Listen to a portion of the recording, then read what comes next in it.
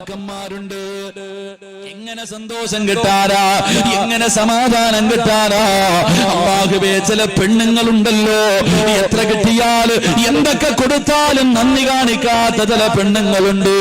അല്ലാഹുവേ, ഭർത്താവിന്റെ മുഖത്ത് നോക്കിയിട്ട് രാവിലെ മുതൽ വൈകുന്നേരം വരെ കിടന്ന് കഷ്ടപ്പെട്ടിട്ട് തളർന്ന ശരീരവുമായി വീട്ടിലേക്ക് കയറി ചെല്ലുന്ന ഭർത്താവിനോട് മക്കളെ കുറിച്ച്, മാതാപിതാക്കളെ കുറിച്ച്, കൂടപ്പിറപ്പുകളെ കുറിച്ച്, ഭക്ഷണം വെക്കുന്നതിനെ കുറിച്ച്, ജോലി ചെയ്യുന്നതിനെ കുറിച്ച് നിനക്ക് നിന്റെ മഹത്വം അറിയാതെട്ടാ, നിനക്ക് നിന്റെ ജീവിതത്തിന്റെ വില അറിയാതെട്ടാ, നിന്റെ പവിത്രത എന്താണെന്ന് നിനക്കറിയാത്തത് കൊണ്ടാണ് നീ പല പരാതികളും പറയുന്നത്. അല്ലാഹുവിന്റെ പ്രവാചകൻ സ്വല്ലല്ലാഹു അലൈഹി വസല്ലമ തങ്ങൾ തന്റെ പ്രിയപ്പെട്ട പൊന്നുമോള് ഫാത്തിമ ബീവി റളിയല്ലാഹു തആല കല്യാണം കഴിഞ്ഞു. ഒരു ദിവസം അല്ലാഹുവിന്റെ റസൂൽ തന്റെ പൊന്നുമോളെ കാണാൻ പോവുകയാ. ഫാത്തിമ ബീവി റളിയല്ലാഹു തആല വീടിന്റെ അകത്തേക്ക് കടന്നു ചെല്ലുമ്പോ ഫാത്തിമ ബീവി റളിയല്ലാഹു തആല അതാ ഗോതമ്പ് പൊടിച്ചുകൊണ്ടിരിക്കുകയാണ്. തന്റെ പൊന്നാര മകളെ ഗോതമ്പ് പൊടിച്ചുകൊണ്ടിരിക്കുകയാണ്. അല്ലാഹുവിന്റെ റസൂൽ വീട്ടിലേക്ക് കടന്നു ചെന്നിട്ട് അവിടെന്ന് ചോദിക്കുന്നു, ഫാത്തിമ സുഖമാണോ പൊന്നുമോള്? അല്ലാഹുവിന്റെ റസൂൽ തന്റെ പൊന്നുമകളോട് ചോദിക്കുമ്പോ ഫാത്തിമ ബീവി റളിയല്ലാഹു തആല പൊട്ടിക്കരഞ്ഞുകൊണ്ട് രണ്ട് കൈയും എടുത്ത് കാണിക്കുകയാണ്. കരഞ്ഞുകൊണ്ട് പറയുന്നു, വാപ്പാ, ജോലി ചെയ്തിട്ട് എന്റെ കൈ പൊട്ടികെട്ട് രക്തം വരുന്നു വാപ്പാ. പൊന്നാര മകള് രണ്ട് കൈയും എടുത്ത് കാണിക്കുകയാണ്. അടുക്കളയിൽ കിടന്ന് ജോലി ചെയ്തിട്ട് എന്റെ കൈ പൊട്ടിപ്പോയി വാപ്പാ. തന്റെ പൊന്നാര മകള് പരാതി പറഞ്ഞപ്പോ ഉമ്മയില്ലാതെ വളർത്തിയ പൊന്നുമോള് അല്ലാഹുവിന്റെ റസൂല് പറഞ്ഞു കൊടുത്ത മറുപടി എന്തെന്നറിയുമോ? നിന്റെ ഭാര്യക്ക് പറഞ്ഞു കൊടുക്കണം, ചെറുപ്പക്കാരാ, ഭർത്താവിന്റെ വീട്ടിൽ കിടന്ന് തമ്മിലടി ഉണ്ടാക്കി വീട്ടിൽ വന്ന് നിൽക്കുന്ന പൊന്നാര മക്കൾക്ക് പറഞ്ഞു കൊടുക്കണം. കല്യാണം കഴിച്ചു വിടുന്ന സമയത്ത് ലക്ഷങ്ങളും കൊടുത്ത് കാറും വാങ്ങി പറഞ്ഞു വിട്ടാ പോരാ. വാപ്പ എന്ന രീതിയിൽ നിന്റെ പൊന്നുമോക്ക് പറഞ്ഞു കൊടുക്കേണ്ട ഉപദേശമാണ്. അല്ലാഹുവിന്റെ പ്രവാചകൻ സ്വല്ലല്ലാഹു അലൈഹി വസല്ലമ തങ്ങൾ തന്റെ പൊന്നാര മകൾ അടുത്തേക്ക് വിളിക്കുകയാണ്. എന്നിട്ട് പറയുന്നു, ഫാത്തിമ, നിന്റെ പ്രതിഫലം നിനക്കറിയുമോ ഫാത്തിമ? നിന്റെ പ്രതിഫലം എന്താണെന്ന് നിനക്കറിയുമോ ഫാത്തിമ? എന്റെ പ്രിയപ്പെട്ട പെങ്ങള്, നിന്റെ പ്രിയപ്പെട്ട ഭർത്താവ് രാവിലെ മുതൽ വൈകുന്നേരം വരെ കഷ്ടപ്പെട്ടു ജോലി ചെയ്തിട്ട് ഒരു കിലോ അരിയും വാങ്ങിയിട്ട് വൈകുന്നേര സമയത്ത് നിന്റെ വീട്ടിലേക്ക് കടന്നു വരികയാണ്. അതാ ഒരു കിലോ അരിയുമായി വീട്ടിലേക്ക് കയറി വരുന്ന ഭർത്താവിനോട് കുത്തുവാക്ക് പറയാതെ, പരിഹസിക്കാതെ, വേദനിപ്പിക്കാതെ ആ കയ്യിലിരിക്കുന്ന അരി വാങ്ങിയിട്ട് അടുക്കളയിലേക്ക് കടന്നു ചെന്നിട്ട് ഇതെന്റെ കടമയാണല്ലോ എന്ന് പറഞ്ഞുകൊണ്ടത് കഴുകി ശുദ്ധിയാക്കിയിട്ട് വെച്ചു കൊടുത്ത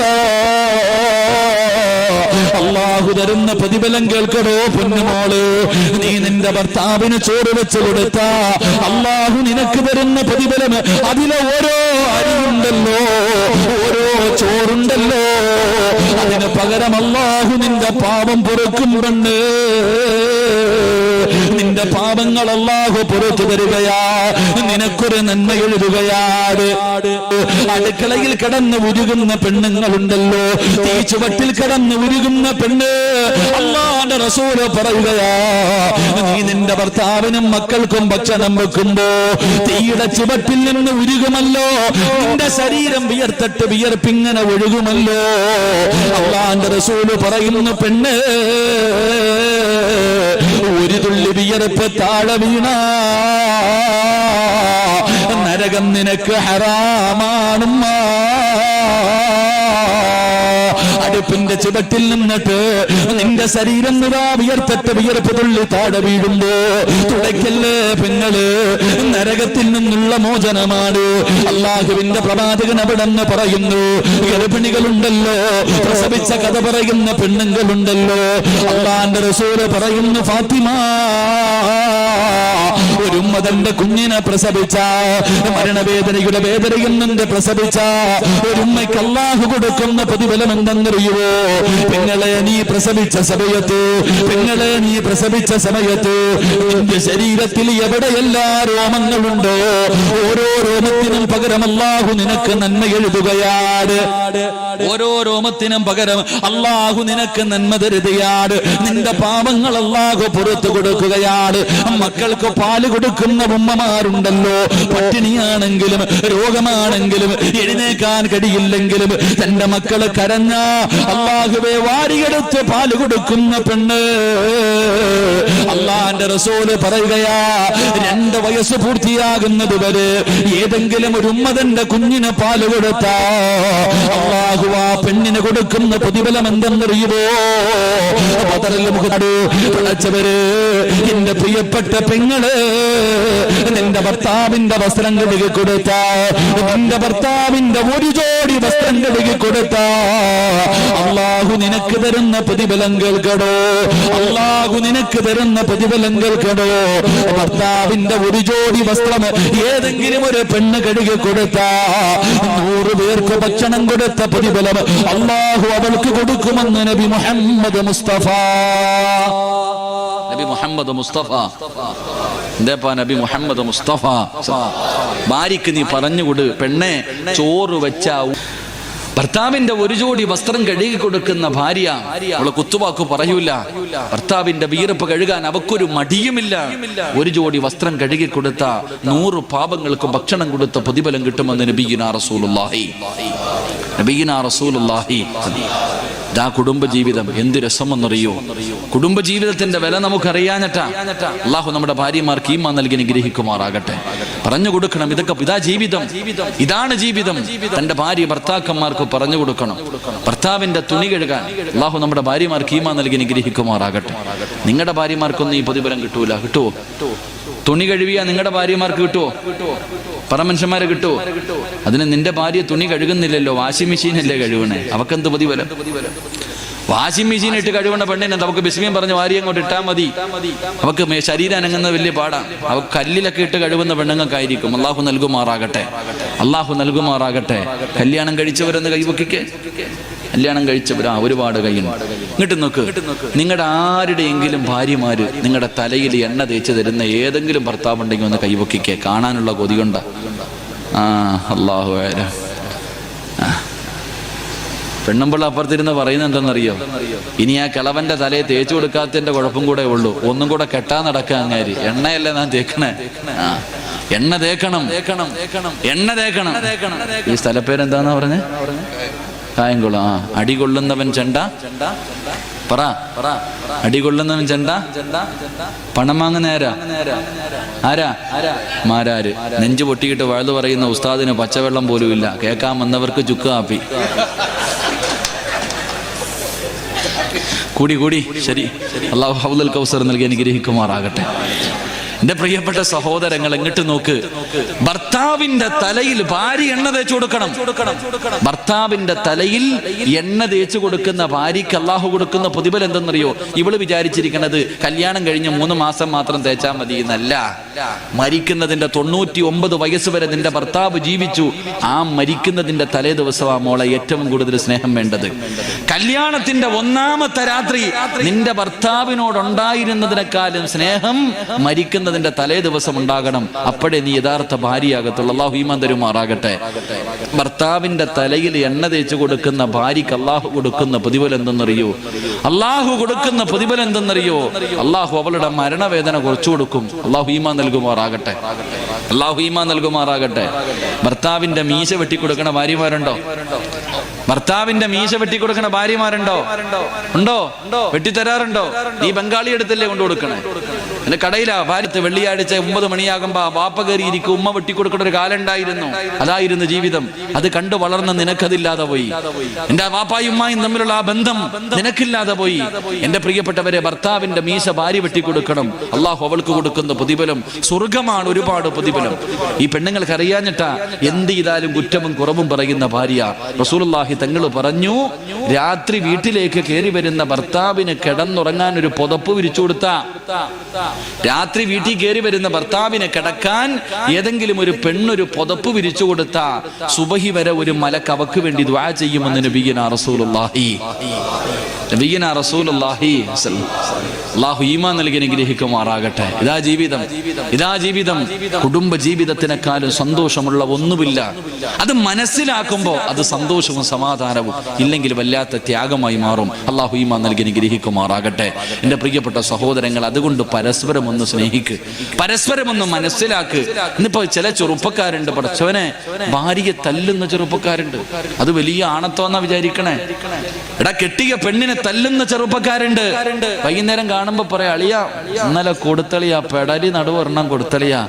കൂട്ടുകാരനോട് പറയാ, അവൻ പറയുന്നത് നീ തല്ല ചെയ്ത് ഞാൻ ചവിട്ടുമായിരുന്നളിയാ തറയിട്ട്. അതാ നാണം ഉണ്ടാവണോടാ, കെട്ടിയ പെണ്ണിനെ കൊണ്ടുവന്നിട്ട് തല്ല നിനക്ക് എങ്ങനെ കഴിയുന്നടാ?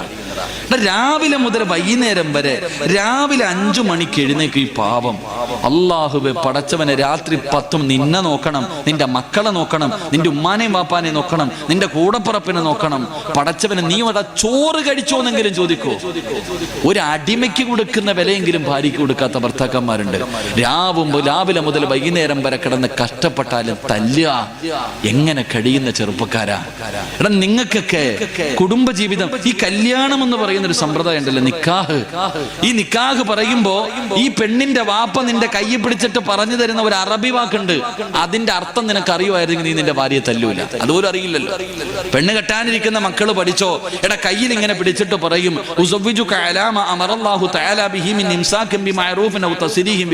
ഇങ്ങനെ പള്ളിയിൽ ഇമാമ് പറഞ്ഞു തരും. വായി നോക്കിയിട്ടിരുന്ന് പറയണ കാര്യമുണ്ടല്ലോ, വായി നോക്കിയിട്ടാ പറയണേ. പള്ളിയിലെ ഖത്തീബ് ഇങ്ങനെ രണ്ടുപേരും കയ്യിൽ പിടിക്കും, മുഖാമുഖം നോക്കും. അമ്മായപ്പന്റെ മുഖത്ത് നോക്കിയിട്ട് ചിരിയാ. അമ്മായപ്പന്റെ മുഖത്ത് നോക്കുമ്പോ തന്നെ തിരി ഇങ്ങനെ കൈ പിടിച്ചോണ്ട് എന്നിട്ട് പറയും സൗജത്തുക്ക വാൻകഹത്തുക്ക എന്നൊക്കെ പറയുന്നുണ്ടല്ലോ. എന്താ ഇതിന്റെ അർത്ഥമെന്നറിയോ? എടാ, നിന്റെ ഭാര്യയുടെ വാപ്പ നിന്റെ കൈ പിടിച്ചിട്ട് പറഞ്ഞ എന്തെന്നറിയോ? മോനെ, 10-18 കൊല്ലം ഞാൻ പൊന്നുമോളെ വളർത്തിയ എന്റെ മകളെ നീ തരുന്ന നക്കാപ്പിച്ചയ്ക്ക് ഞാൻ നിന്റെ കൈ തരാ. എടാ, ഞാൻ പൊന്നുപോലെ നോക്കിക്കിടന്ന് കൊണ്ട് നടന്ന എന്റെ മോളെ നീ തരുന്ന നക്കാപ്പിച്ച 1 പവനോ 2 പവനോ സ്വർണത്തിന് പകരം എന്റെ പൊന്നുമോളെ ഞാൻ നിന്റെ കൈ വെച്ച് തരികയാ. ഇവള് എല്ലാം തികഞ്ഞുകളൊന്നുമല്ല, ഇവള് പാവവാടാ, അവക്ക് അറിവില്ലാത്തവളാ. എന്തെങ്കിലും തെറ്റ് ചെയ്താ എന്റെ മോനങ്ങ് ക്ഷമിക്കണേ. എന്റെ മോൾ എന്തെങ്കിലും തെറ്റ് ചെയ്താ നീ ക്ഷമിക്കണേ, നീ തല്ലല്ലേ, തിരുത്തി കൊടുക്കൂ, പാവാ. എന്റെ മോൾക്ക് എന്തെങ്കിലും അബദ്ധം പറ്റിയ അറിവില്ലാത്തവളാ, നീ അവക്ക് തിരുത്തി കൊടുക്ക്. എന്റെ മോളെ നീ തല്ലല്ലേ. നിനക്ക് എന്തെങ്കിലും എന്റെ മോളെ വേണ്ടാന്ന് തോന്നിയാ കെട്ടിത്തൂക്കാനോ സ്റ്റൗ പൊട്ടിക്കാനോ ഒന്നും നിൽക്കല്ലേടാ. എന്റെ കരളിനെ എന്റെ കയ്യിലേക്ക് തന്നെ തിരിച്ചു തരണേന്നാ ആ പെണ്ണിന്റെ വാപ്പ നിന്റെ കയ്യിൽ പിടിച്ചു പറഞ്ഞത്. അതറിയുമായിരുന്നെങ്കിൽ നീ അവളെ തല്ലൂല. അള്ളാഹു നമുക്ക് ഈമാൻ നൽകി അനുഗ്രഹിക്കുമാറാകട്ടെ. അങ്ങനെ പിറഞ്ഞ് മേടിച്ചിട്ട് വന്ന ഭാര്യ നീ ഇന്ന് അടിമയെ പോലെ ഇട്ട് തല്ലുന്നത് ചില ഭർത്താക്കന്മാരുണ്ട്. അള്ളാഹു നമ്മുടെ സഹോദരങ്ങൾക്ക് അള്ളാഹു ഈമാൻ നൽകി അനുഗ്രഹിക്കുമാറാകട്ടെ. എൻ്റെ പ്രിയപ്പെട്ട സഹോദരങ്ങൾ, അത് സ്നേഹിക്ക്, പരസ്പരം മനസ്സിലാക്ക്. ഇന്ന് പിന്നെ എന്തിനും തലാക്കാണല്ലോ, എന്ത് പറഞ്ഞാലും തലാക്ക്, പഴക്കും ബഹളവും. ഈ കരുനാഗപ്പള്ളി ഭാഗത്ത് ഞാനൊരു സ്ഥലത്ത് വഴുതിന് വന്നിട്ട് തിരിച്ചു പോകുമ്പോൾ 2 ചെറുപ്പക്കാർ ബൈക്കിൽ വന്നു. ഞാൻ വിചാരിച്ചു തല്ലാൻ വന്നതാണ്. അങ്ങനാണല്ലോ, ഇപ്പൊ ഒന്നും പറയാൻ പറ്റത്തില്ല. പറഞ്ഞു കഴിഞ്ഞാൽ ഉണ്ടതിനുണ്ട് വരും, അതാവസ്ഥ അല്ലേ? ഒന്നും പറയാൻ പറ്റത്തില്ല. ശരി, അള്ളാഹു നമുക്ക് ഹിദായത്ത് നൽകി അനുഗ്രഹിക്കുമാറാകട്ടെ. എൻ്റെ പ്രിയപ്പെട്ട സഹോദരങ്ങൾ, അപ്പം 2 ചെറുപ്പക്കാർ ബൈക്കിൽ വന്നു. അപ്പൊ ഞാൻ എന്താ മോനെ ഉസ്താദെ സംശയം ചോദിക്കും. ഞാനും എൻ്റെ ഭാര്യയും തമ്മിൽ വഴക്കൂടി. ഇവനാണെങ്കിൽ ഒരു മോതിരം പണയം വെക്കാൻ ചോദിച്ചു. ആ പാവം കൊടുത്തില്ല. അതിനെ കുറ്റം പറയാൻ പറ്റത്തില്ലല്ലോ. ഒരു മോതിരം കണ്ട സ്വർണം പണയം വെക്കാൻ ചോദിച്ചു. ആ പാവപ്പെട്ടവള് കൊടുത്തില്ല. 1 പറഞ്ഞു 2 പറഞ്ഞു, വഴക്കായി. കല്യാണം കഴിഞ്ഞിട്ട് 23 ദിവസം. അവസാനം വഴക്ക് പറഞ്ഞിട്ട് ഇയാൾക്ക് ദേഷ്യം വന്നപ്പോൾ 3 തലാക്കും എന്ന് പറഞ്ഞു. തൻ്റെ ഭാര്യ 3 തലാക്കും പറഞ്ഞു. ഇനി എന്ത് ചെയ്യണമെന്ന് അറിയില്ല. ഇപ്പൊ എൻ്റെ അടുത്ത് വന്നിട്ട് പറയാ, ഉസ്താദ് ദേഷ്യം വന്നപ്പോൾ പറഞ്ഞതാ, എനിക്ക് അവളെ തന്നെ വേണം ഉസ്താദ്, എന്തെങ്കിലും വഴിയുണ്ടോ? ഞാൻ ചോദിച്ചു, നീ തലാക്ക് പറഞ്ഞോ? ഉറപ്പായിട്ടും പറഞ്ഞു ഉസ്താദ്. ഉറപ്പായിട്ടും പറഞ്ഞു. അപ്പൊ ഞാൻ പറഞ്ഞു, ഇനി ഇസ്ലാമിന്റെ നിയമം ആ പെണ്ണിനെ മറ്റൊരുത്തം വിവാഹം കഴിക്കണം, എന്നാലേ നിനക്ക് കെട്ടാൻ പറ്റൂ. അപ്പൊ ഇവൻ ചെയ്ത പണി എന്തെന്നറിയോ? ഇവന്റെ പുറകെ നിൽക്കുന്ന ഒരു കൂട്ടുകാരനെ കാണിച്ചിട്ട് പറയാ, ഉസ്താദെ ഇവൻ എൻ്റെ ഭാര്യയെ കെട്ടാൻ തയ്യാറാണ്.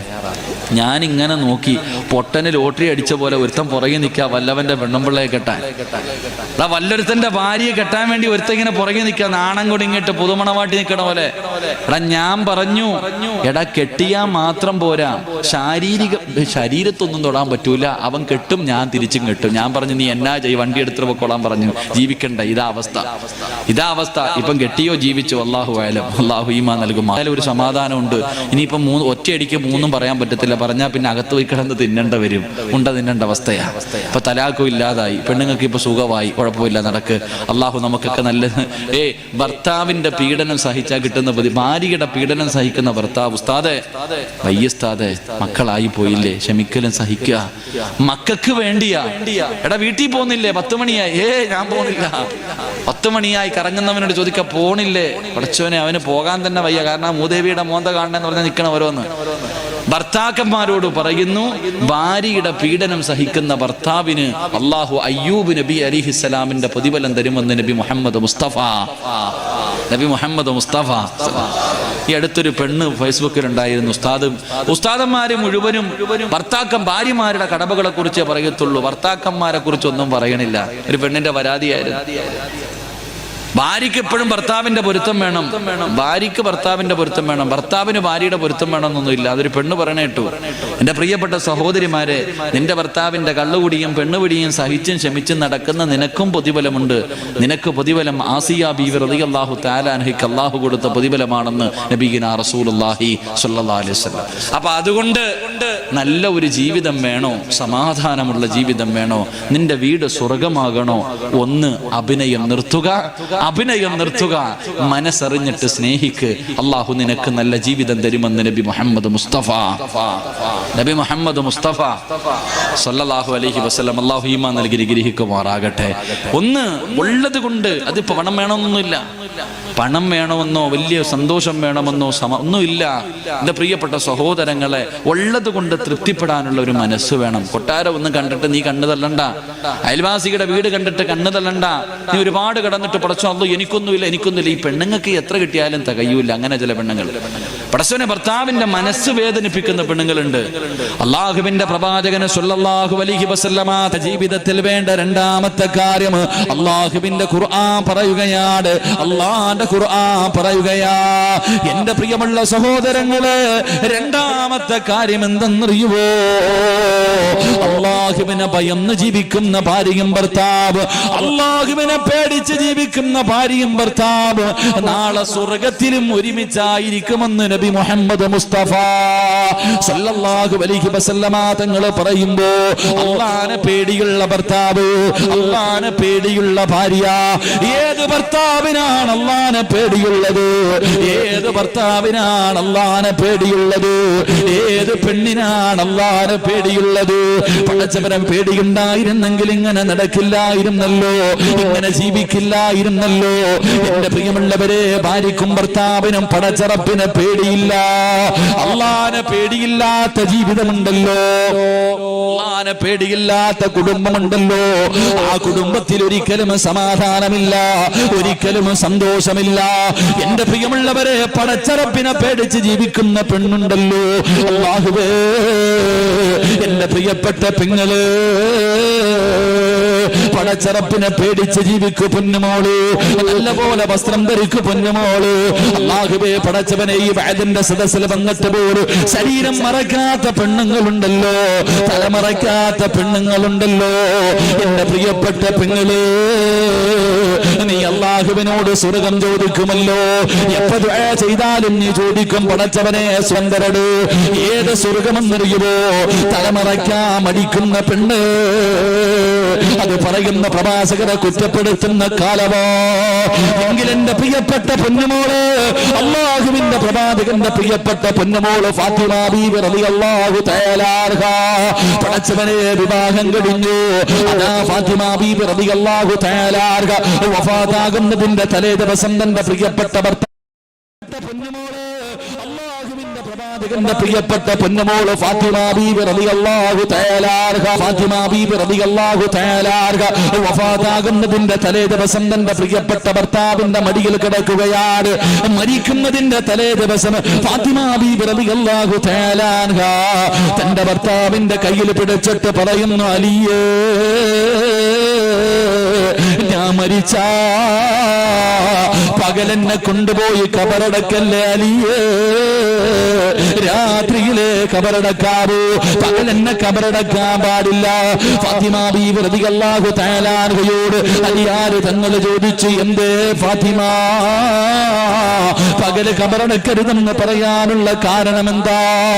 അവിടെ നിന്ന് പറയുന്നു, അലിയേ, എന്റെ ശരീരം നിങ്ങളല്ലാതെ ഒരു മനുഷ്യനും കണ്ടിട്ടില്ല. എന്നെ അതാ പകലാണ് കബറടക്കുന്നതെങ്കിൽ എന്റെ മയ്യത്ത് പൊതിയുന്നത്, എന്റെ മയ്യത്ത് ചുമക്കുന്നത്, എന്റെ മയ്യത്ത് കബറിൽ ഇറക്കി വെക്കുന്നത് അന്യപുരുഷന്മാരാകുമല്ലോ അലിയേ. അവരെന്റെ ശരീരത്തിന്റെ വടിവകാടുമല്ലോ. 3 കഷ്ടം വെള്ള തുണിയിൽ പൊതിഞ്ഞിട്ട് ജനാസ കൊണ്ടുപോകുന്ന സമയത്ത് പോലും ഒരു മനുഷ്യനെന്റെ ശരീരത്തിന്റെ വടിവ് കാണാൻ പാടില്ല.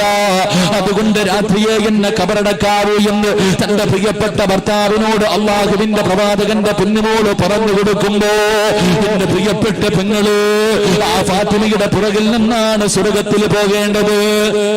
ആ ഫാത്തിമയുടെ പുറകിൽ നിന്നാണ് സ്വർഗത്തിൽ പോകാൻ നീ ആഗ്രഹിക്കുന്നത്. അല്ലാഹുവേ, ശരീരം മറയ്ക്കാൻ പേടിയാ, അല്ലാഹുവിനെ ഭയമില്ലാതെ അഹങ്കാരത്തോടു കൂടി നടക്കുന്ന പെണ്ണുങ്ങളുണ്ടല്ലോ.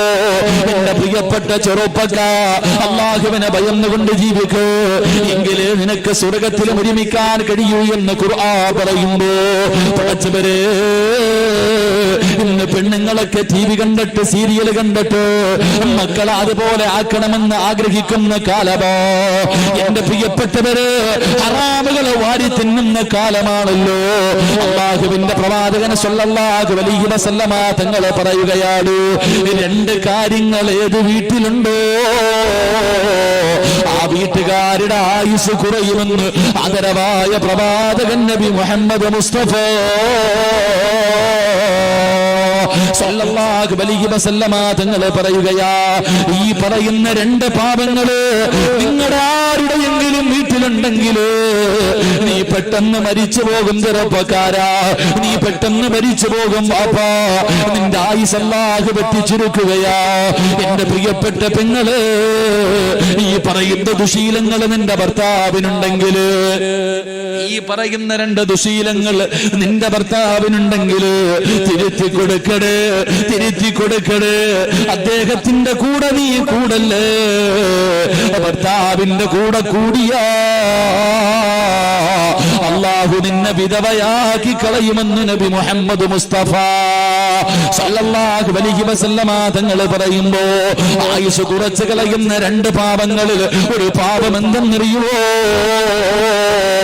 ഹറാമായ പണം ആരുടെ വീട്ടിലുണ്ടോ, ഹറാമായ സമ്പത്ത് ആരുടെ വീട്ടിലുണ്ടോ, അല്ലാഹു നിന്റെ ആയുസ് വെട്ടിച്ചുരുക്കുമെന്ന് ആദരവായ പ്രവാചകൻ നബി മുഹമ്മദ് മുസ്തഫ സല്ലല്ലാഹു അലൈഹി വസല്ലമ തങ്ങൾ പറയുകയാ, നീ പലിശ കച്ചവടം നടത്തിയത്, ലോട്ടറി എടുത്തിട്ട് വാങ്ങിക്കൂട്ടിയത്, കള്ളത്തരം കാണിച്ച് സമ്പാദിച്ചത് ഹറാം നിനക്ക് വാഴൂലടാ, നിനക്ക് തിന്നാ യോഗം